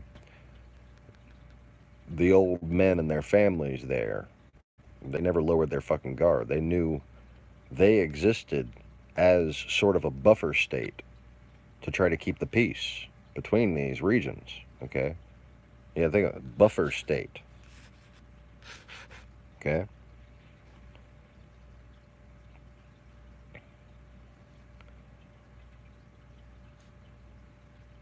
But when Alexander went into Asia, the Thracians established the first outpost that would become known as Moscow. And from there, they infected, well, that's kind of a harsh term, but they basically forcibly bred out through conquest and rape the multiple ancient Hebrew tribes and multiple ancient pre-Hebrew tribes and alternate tribes of men who don't even technically qualify as humans the way we would recognize them today, like the old High Germans, for instance. And these countries had different types of places. These countries had different types of people that had their own identities that weren't known anywhere else in the world. Okay? And it was all conquered. Slowly, little by little, all conquered. These places would just get raided and raided for 100 years and then fall 100 years later and then rise up against Rome 100 years later. And it just, over about a 600, 700 year period, most of Europe was lost. And that was all, this was all considered to be Magdalenia, okay? You had Benjamin, Ephraim, and Manasseh. 3 tribes. Benjamin, Ephraim, and Manasseh.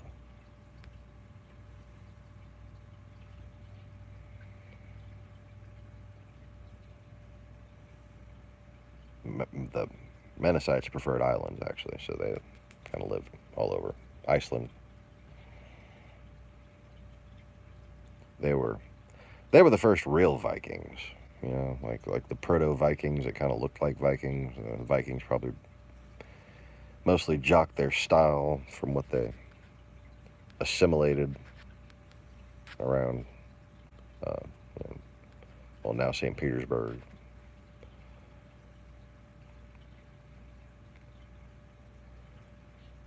So, as the Holy Roman Empire expanded after the time of Christ,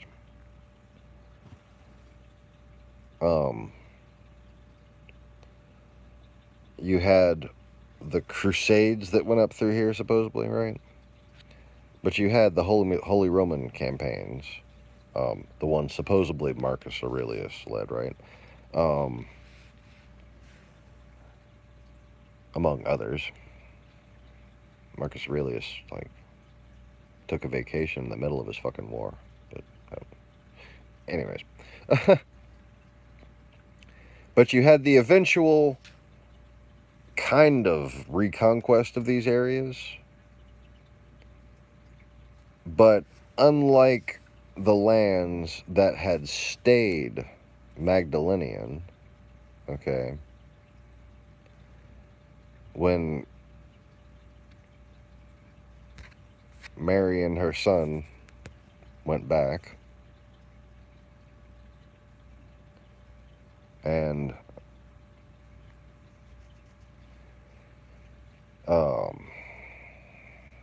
he had a great big damn family. That family became nobility here, here, here, and eventually many other places. And then through marriage. Okay. But the places where that didn't happen, what happened? They became a different type of monarchy called a czardom or a kaiserdom. A Caesardom. Because that's what czar means, that's what Kaiser means. So the Kaiser of Germany, the Tsar of Russia, they were Caesars.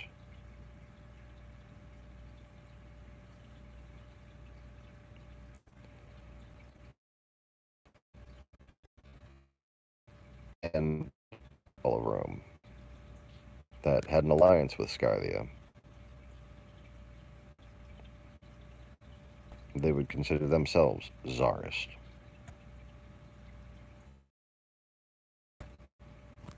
So, like I said, now you have the, yeah, well, you don't have the cybersecurity czar anymore, but you had the cybersecurity czar, you had the automotive czar, you have these different czars in our government, and it sounds like, what is that supposed to be, a dictator? No, it's the protector and savior.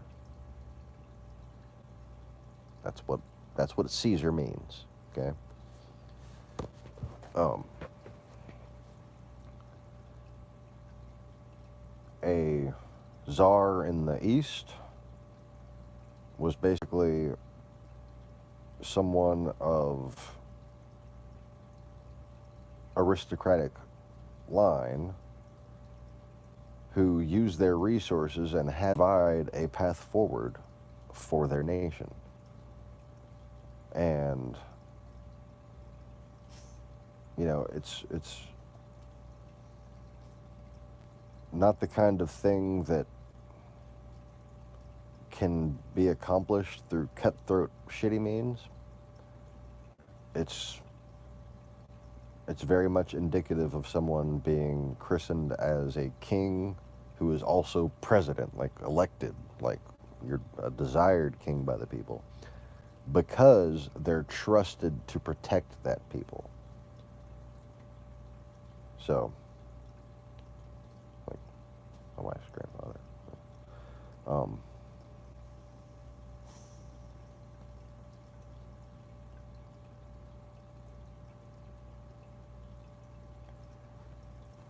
You have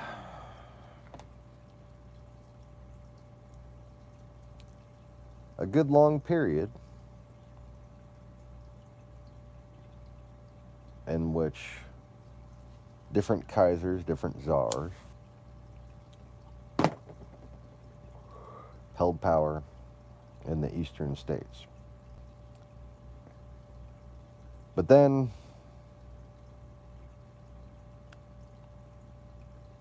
you had the rise of Moscow. And they just stole Kiev's culture from them. Said, we're the Russians.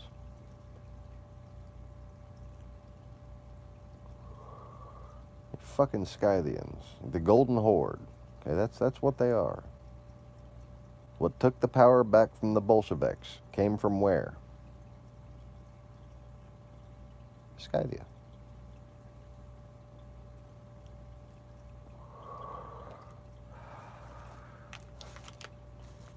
And don't put it past the Scythians to have sent the fucking Bolsheviks in the first place.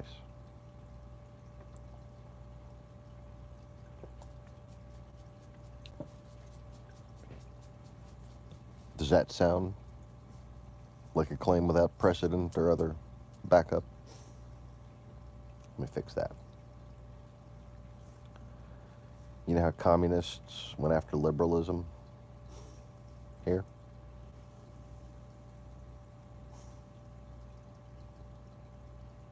A lot of Jewish people on TV enhancing liberalism with comedy and intellect and wit. That could be sort of a slow Bolshevik revolution. Ish. You can see the analogy. Liberalism, right? Then what came was hardline stick fascism, masquerading as socialism. They called it socialism. It wasn't fucking socialism. Stick socialism. Fascism.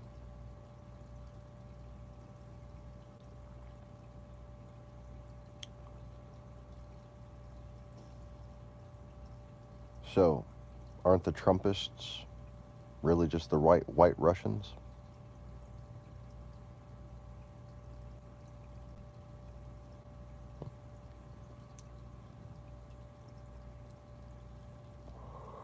So you're still thinking of Moscow as the place where this started from. No. Moscow was an iceberg, first of all. There was mountains and there was fucking ice. There was ice on the mountains and there was just a whole bunch of shit nobody wanted to deal with. Then it melted. And then Europe melted. And then you had Rome.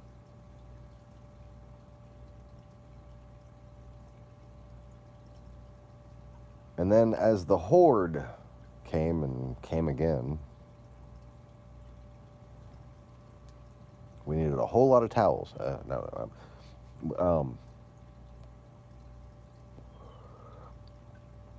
This backwater trading post that had access to the northern pass of the Urals, the only place that had like a northern pass south of the Urals. You had to go through Moscow or you had to go along the Black Sea. Or you had to cut through fucking no man's land.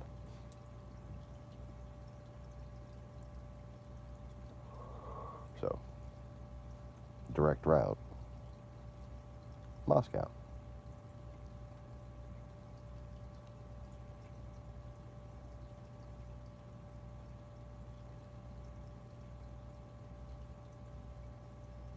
And of course, we've been through the whole story where the Horde was assaulting Kiev and Kiev sent for help, and nobody that Kiev sent for help for got the message. But Moscow came, said, we'll help. We'll help.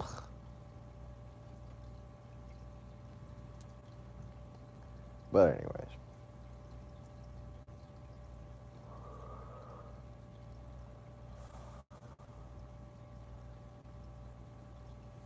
So imagine if Trumpism wins.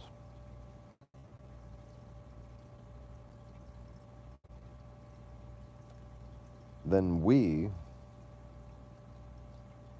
will be used to continue to subdue Canada and Australia, basically. The same way Russia was used to subdue Europe. Only, of course, now there's just a lot less of the world left that they haven't conquered. That's the difference now. And America needs to see itself in the situation that it's in so people can be properly motivated in this country to act like Americans. But apparently it takes some guy who thinks he's Caesar to point that out. Wait. What? Anyways.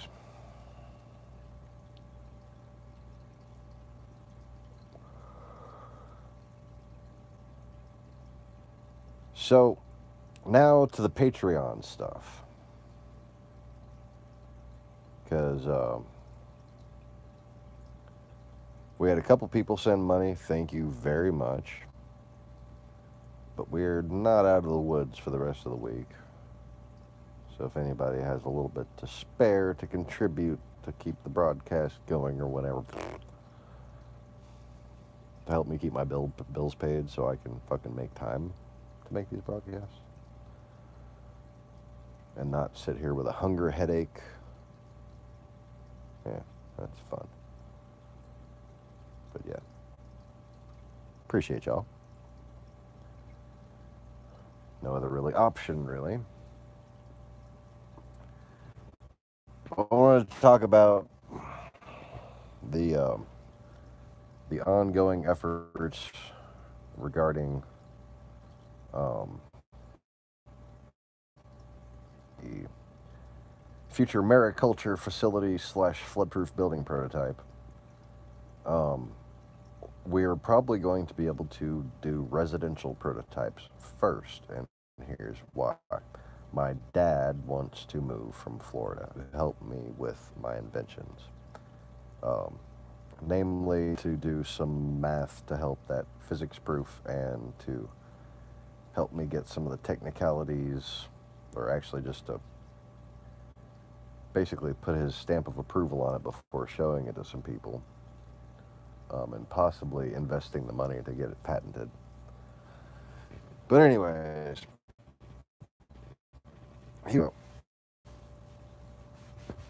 what he wants me to do to get the damn patent, so I guess he's got something in mind with that. But anyways, we have this 2.5 acre property that I'm looking at as the starting point. It has a metal building already, which can serve temporarily as a small-scale fish store. I won't be able to consistently breed. I'm going to basically have to breed a bunch of clownfish and then open up the store. But it'll be cool. I have two couples who want to invest tax returns into helping develop this land, building their houses on it according to my specs. So one of them is fully committed, one of them is kind of committed, so at least we're going to have one flood-proof 3-bedroom residential flat. Not a pyramid, not a full windproof setup, but a flood-proof setup. And then we're going to be building 2 tiny houses, one for their mother and one for my dad. And I'm going to be fencing in a couple of sections of this area to basically establish some sort of a makeshift animal shelter. Because out here, it's kind of like anyone who cares sets up a little place for fucking stray animals, and it helps out the other animal shelters. And there's little programs where you can take them to get fixed and let them fucking live out their lives and not get hit by cars and shit, right? Cats, dogs, the occasional possum, coyote, that kind of thing.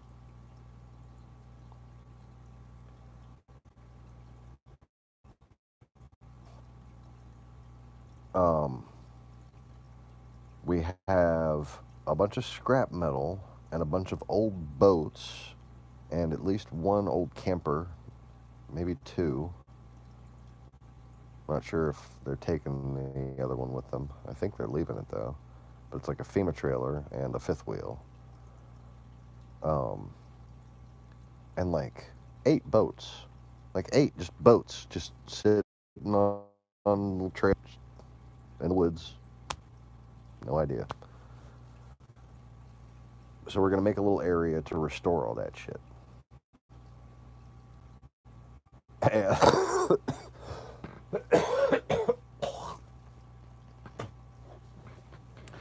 And then I'm going to build the flood-proof building manufacturing facility before I build the fish store. So hopefully when it comes to building the fish store, I'll be able to buy another piece of land. And for what we're going to do from there is basically buy up these $10,000 and $12,000 pieces of land that had a house flood that's been demolished. Okay? And we're going to put flood-proof houses on them. These lots, before the flood, their last appraisal before the flood, anywhere between $140,000 and $170,000. Okay? Then for 10. If we can prove this prototype and find a way to get it certified by the state through lobbying efforts or through, finding ways to comply, which would be more likely, but lobbying efforts if necessary, and eventually, probably a given, we're going to get this approved. We're going to get it certified. We're going to get these designs allowed in city limits according to building codes and everything, okay? And there's probably about 5 different properties one at a time. 30 in, 150 out. 30 in, 150 out. 30 in, 150 out. And then there's half a dozen or so more business properties, fish store, mechanic shop, and on the residential property is probably where I'm going to have my invention workshop. But we're going to have the an EcoSmart sort of mechanic shop that's also a charitable enterprise that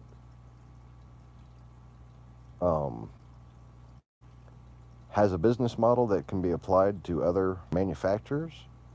But the main idea of what we're going to be doing is buying old Hondas,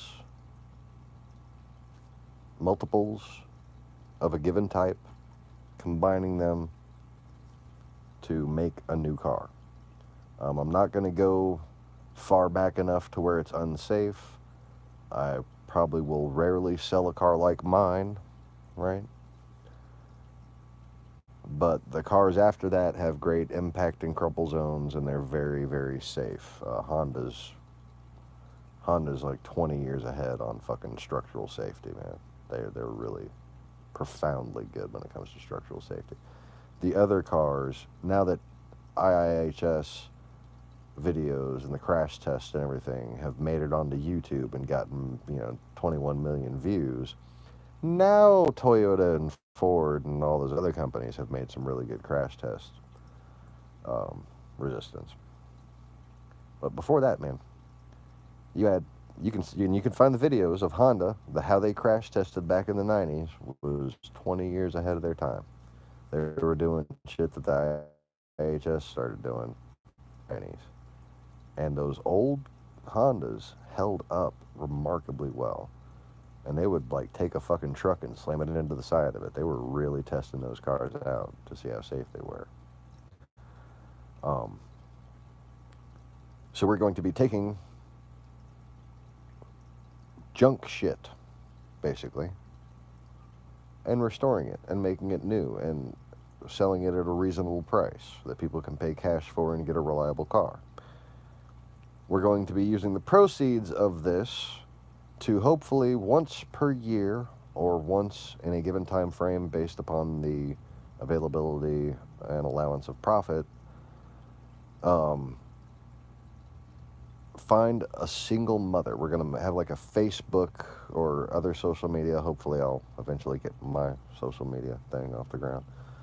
We're going to make a social media organizational type campaign to find in this local area a single mother who needs a damn car really, really bad.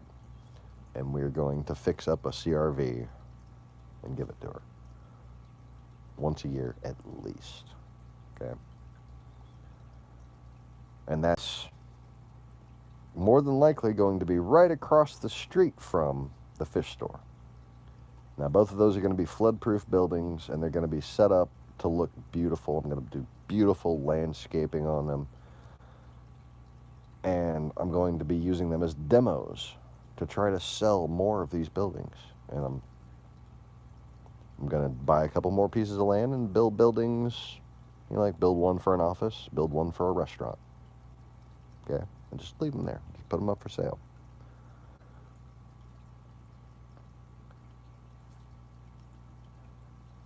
And then we make the marketing campaign and start selling these buildings to people and developers in surrounding areas. Direct cold call marketing to commercial and residential developers, people who go and demolish houses and build a new one already. We got the perfect thing for them. Okay?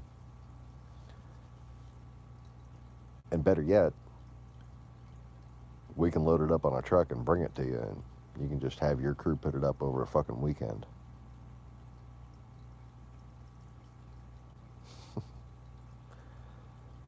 So, there's a lot of different modular house and house in a box and house kits and stuff like that. But yeah, kind of like my cell phone, addressing every issue everybody's ever had. Okay, these houses, they address every issue everybody's ever had, and that includes from the cost and construction techniques, the modifiability, shipping weight minimal, and basically the best compromise between those cost-cutting measures and weight-cutting measures, and ease of installation. Not adding any extra parts, not adding an extra hinge or anything like that. Making them fold out is fine, but it's only so useful. And it really is just kind of an extra layer of bullshit and an extra expense that doesn't need to be there. You know, what's harder? Folding together a cardboard box or taping together a cardboard box? Taping together the box ain't much harder, you know? So that's what we're going to be doing. We're going to be taking each panel and installing them. We're going to have panels available and preset sizes. And preset sizes will allow configuration of nearly limitless permutations on the building design. And I have a system of jigs in mind set up to make construction, to make, pre-assembly a breeze. All right.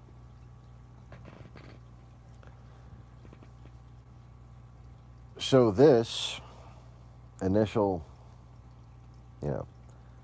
expenditure of buying that 2.5 acres, and then using the scrap metal on there to start the first buildings, and then using the restoring of the boats and everything and selling those to build the second building.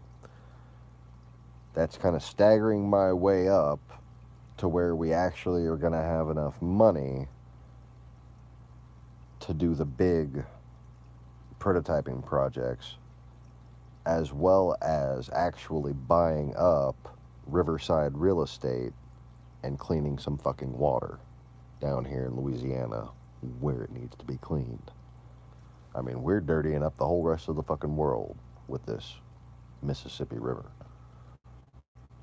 The same way the Ganges and the Indus and all the other major dirty rivers of the world. The volume of them is so much greater than your average little river. And when it comes to the really industrialized ones, Mississippi is right there at the top. There's so much shit being dumped into that river. And it's just all going right out to sea. No wonder there's a big dead zone in the middle of the Gulf of Mexico. As the real estate expansion happens,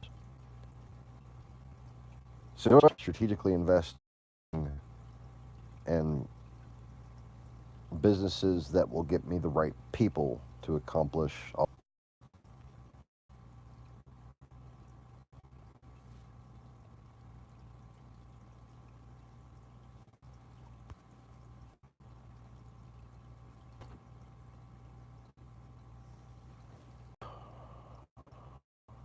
Keep calling, woman.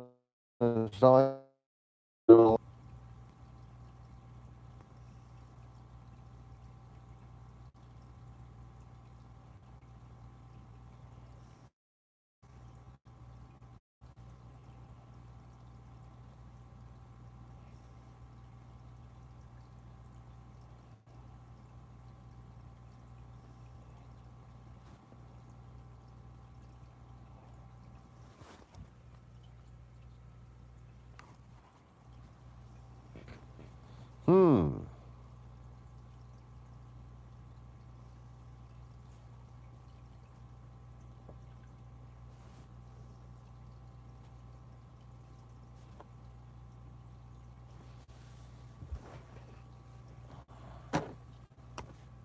couldn't just send me a damn text message?